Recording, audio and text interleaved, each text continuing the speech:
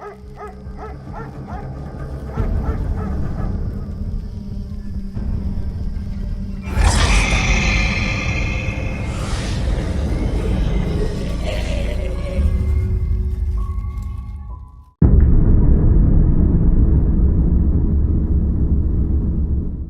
cold drops were covering the kitchen window, more and more with each passing second, and the cool wind was whistling through the slightly half-opened window pane.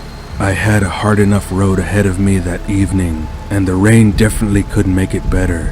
Having finished the last sip of cold tea, I began to pack my stuff. I had a long business trip ahead of me, and I had no desire to go there in such weather. I was putting some things in a small bag, thinking about businesses. Working as a lawyer, I was facing a very complicated trial. My defendant managed to kill a man. In fact, it was self-defense, as he was attacked in the dead of night, right outside his house. He was returning from some booze party, but his attacker wasn't expecting the guy to pull out a traumatic gun and shoot him in the head. There are a lot of nuances in the case, and I don't want to go into them. I will only say that it is extremely difficult to prove that a person was defending themselves in our state. But I am a good lawyer. No one praises you but yourself. Nevertheless, I went to Portland with a good evidence base of my client's innocence in anticipation of a good fee and another blown-up case. I packed everything I needed, some belongings, since the trip was not for one day, and I soon left the apartment. The rain drizzled nastily as if someone had turned on a huge sprayer, wetting my face and hair. I sat more comfortably behind the wheel, started the car, and headed out. Though, there was something special in that scene. Bad weather, running back and forth wipers, and the empty night road combined perfectly and caused some strange emotions in me. I felt cozy or something. Time flew by as quickly as the miles on the wheels of my car. The coziness which I told you about earlier disappeared just as quickly. Far away from town, I began to notice that the rain was stepping up, and in about 5 minutes, poured such a shower that the wipers didn't cope with their task. Outside the city, where the only lighted section of the road is a dozen meters in front of the headlights, no signs or potholes could be seen. I haven't seen such a downpour in a long time. While the road was more or less normal, I moved forward, slowly but surely, though. Soon I heard the sounds of expensive repairs from under the wheels, and decided not to torture my car. There was more than enough time, and I could afford to stop at the side of the road, pour a cup of coffee from the thermos, and watch some videos on YouTube. Fortunately, there was still internet in the middle of nowhere. Everything seemed to be fine, but the downpour didn't even think of stopping for a second. The rain poured mercilessly on my car and everything around it. I had no other option but to wait. It took about an hour for me to start getting crazy with the boredom, and the rain didn't stop. It would be pouring until morning, I thought, finishing another cup of coffee. I have to move somehow, and maybe I'll make it, although the navigator shows a long way to go. Finally, after gathering my head together, I turned the key and pressed the gas pedal.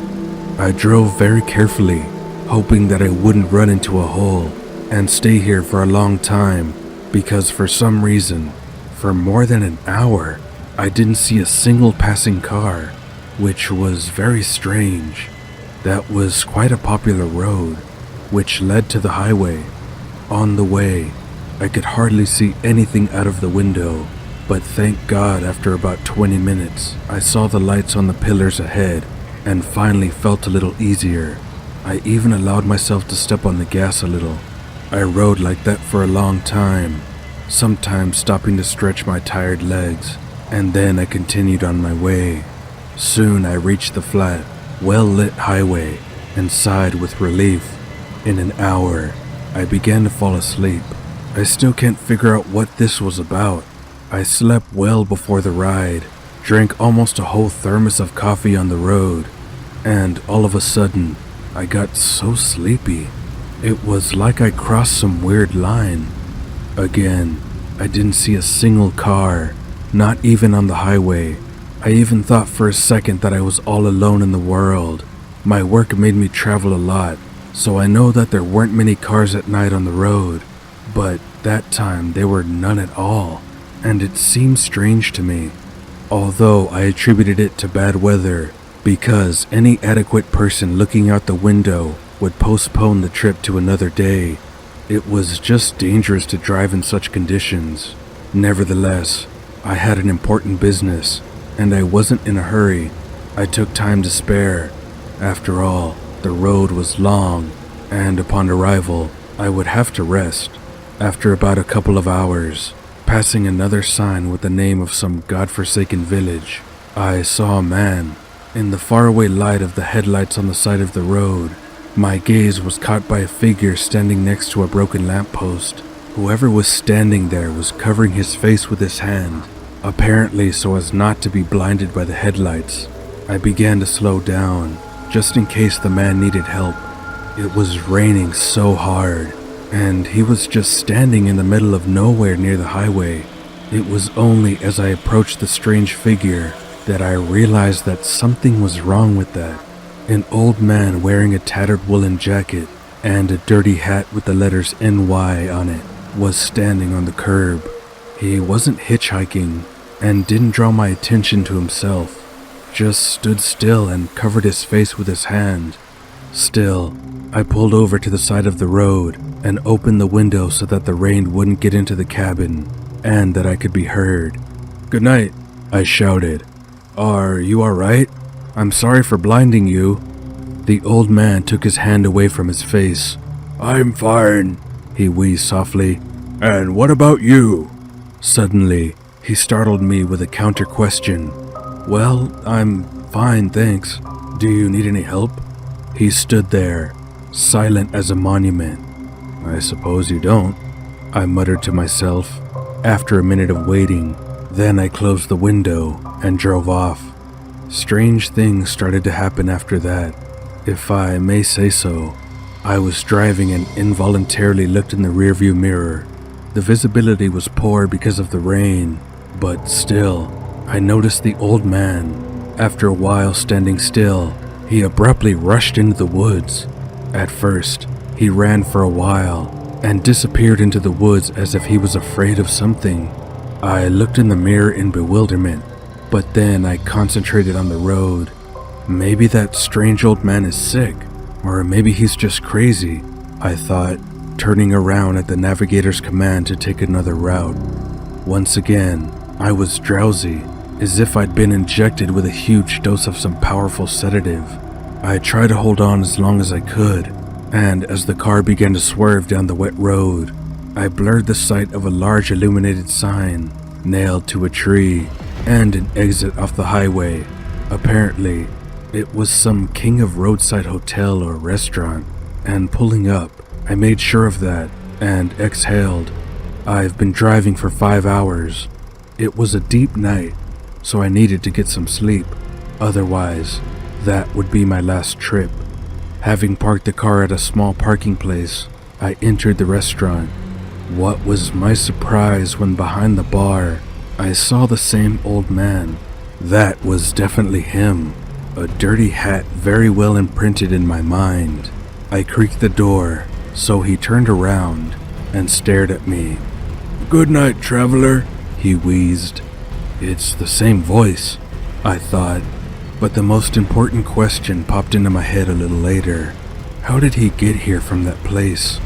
Maybe there was something I didn't know, but after our meeting, I had spent about an hour on the road and was going about 60 miles per hour.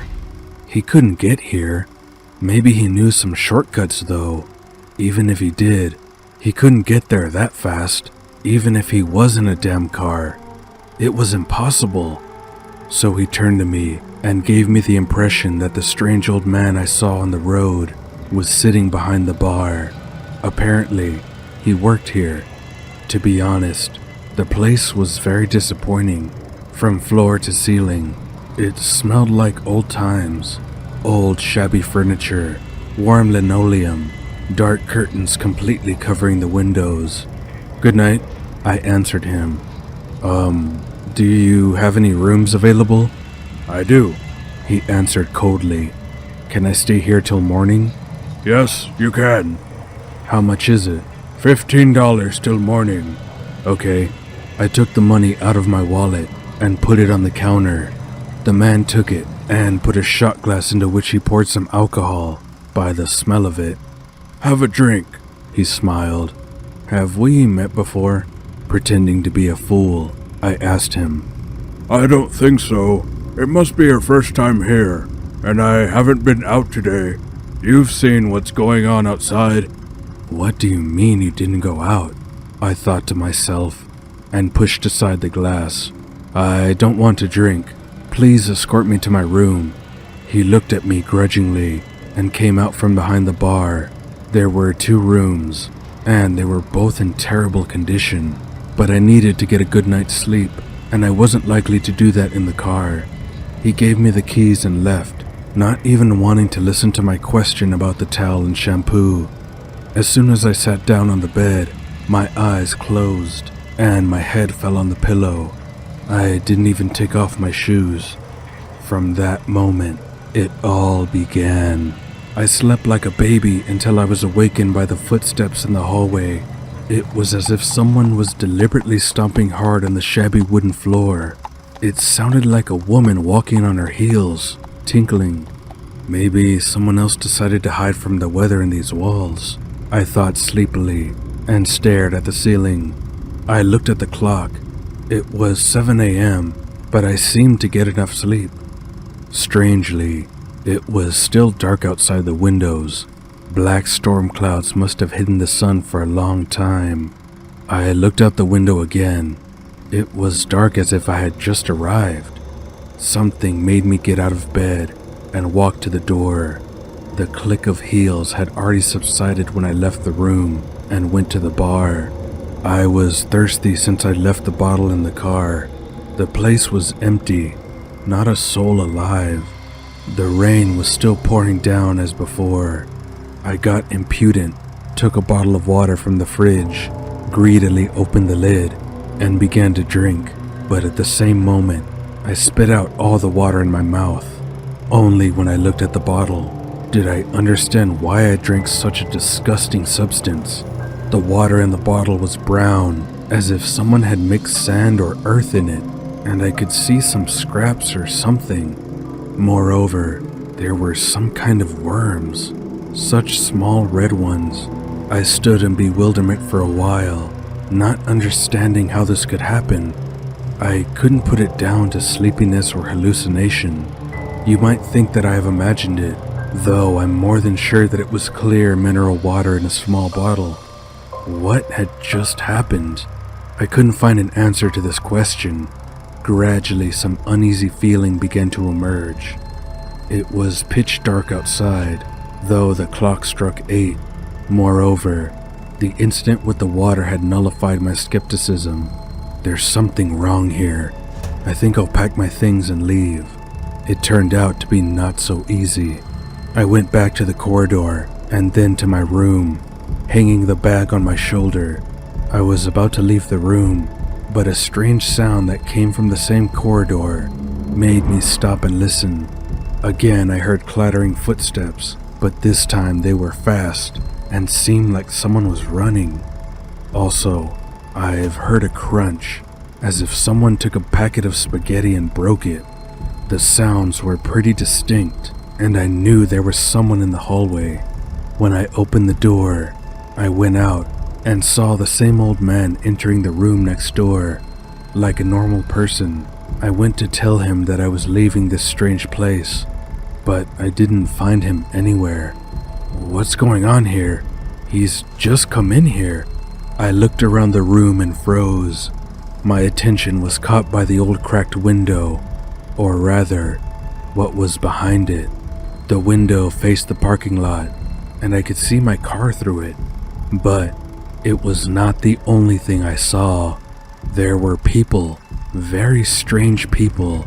I'd even say they scared me, twitching and shivering, They walked around the parking lot as if they were waiting for someone. Old black clothes and bald heads made them look terrifying.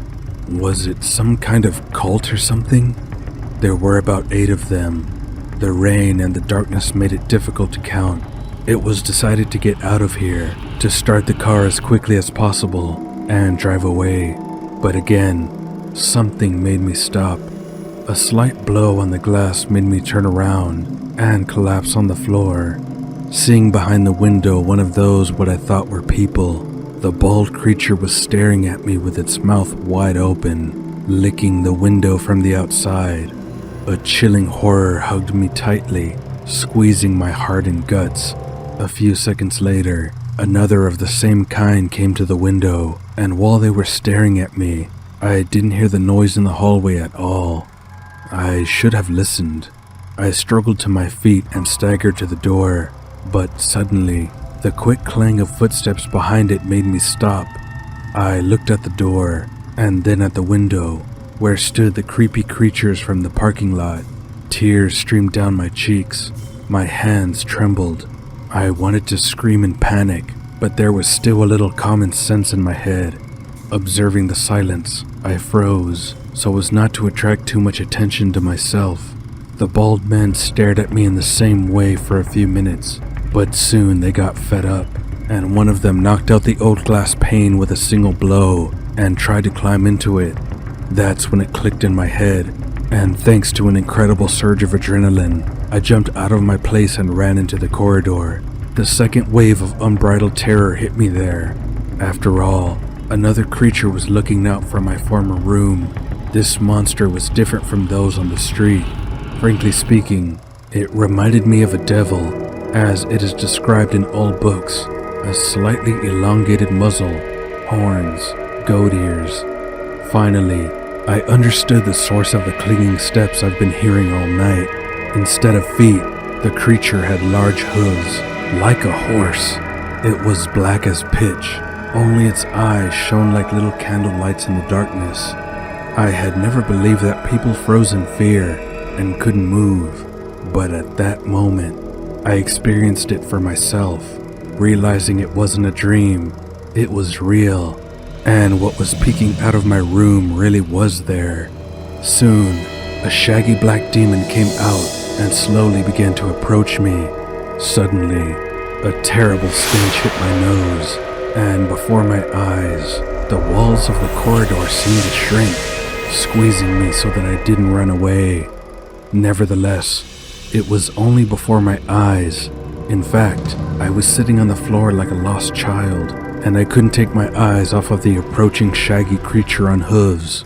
Those outside were already watching me from behind the door of the room where I'd first seen them, but they didn't cross the threshold.